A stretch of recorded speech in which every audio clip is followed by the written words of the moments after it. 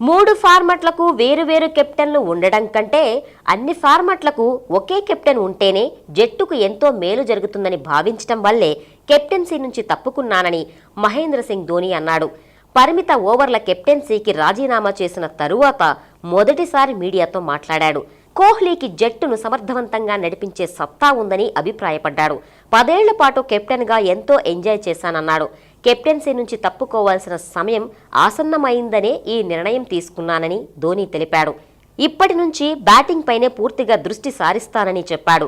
టెస్టులకు మాత్రమే కెప్టెన్గా ఉన్న కోహ్లీ వన్డే కెప్టెన్సీకి అలవాటు పడేందుకు సహకరిస్తానని ధోని అన్నాడు.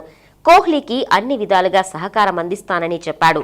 బ్యాటింగ్ ఆర్డర్లో 4వ స్థానం అంటే తనకు ఇష్టమని, జట్టు అవసరాలను బట్టి ఏ స్థానంలో అయినా బ్యాటింగ్కు వస్తానని మిస్టర్ కూల్ వెల్లడించాడు.